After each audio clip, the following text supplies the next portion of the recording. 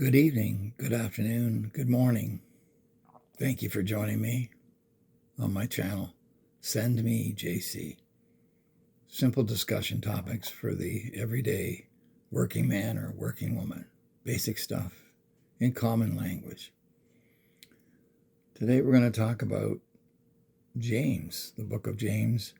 James 1 verse 22 talks about being a doer of the word, not just a speaker, being active. The Bible is an action book.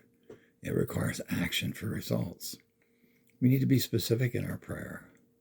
If we have generic prayers, they often don't amount to anything. There's a famous movie where a beauty pageant queen, they asked her, what would you like to see? And she said, well, I want to pray for world peace.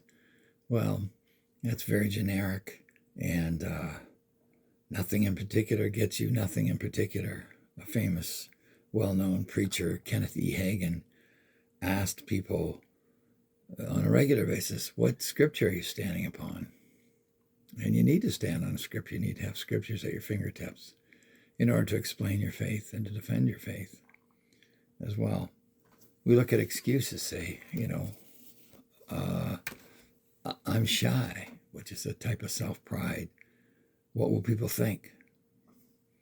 1 John 4:18, perfect love casts out fear.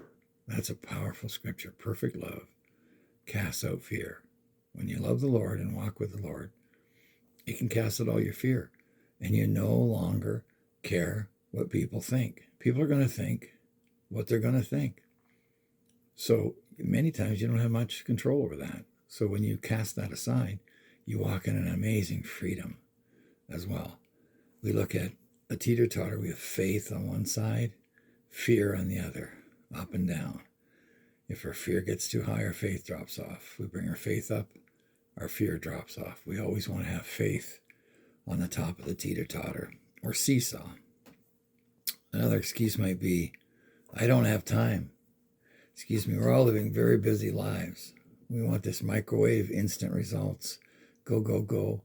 All the technology that's been invented was designed to make our lives easier, and it becomes more of a burden or a millstone. And sometimes we can be a slave to our technology. Try taking a cell phone away from a teenager for a period of time, see how that goes. We have 24 hours in a day, 168 hours in a week, 1,440 minutes in a day. I appreciate you spending 3 or 4 minutes with me today.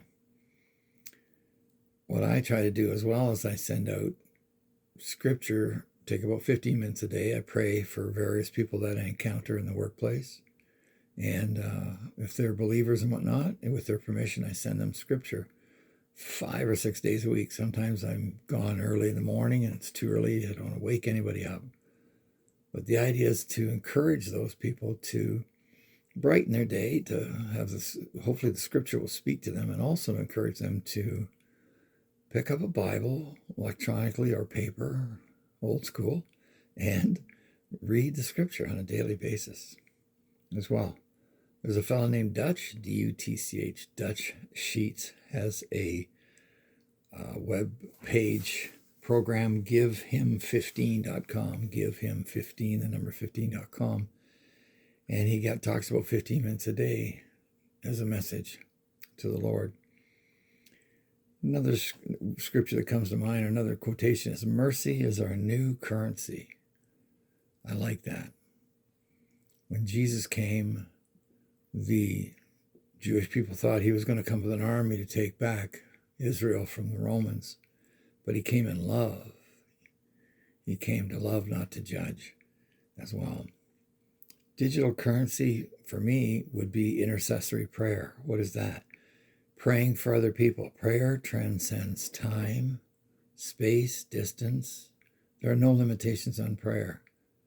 And over again, we've heard about situations where someone halfway across the world or around the corner can be praying for someone and have tremendous positive results with that prayer for that person at that point in time, without the person even knowing that you're praying for them. It's non-tangible. As I said, it can be sent around the world 24/7, 365 days a year. Hope that has brighten up your day a little bit. Have a good one. We'll see you next time.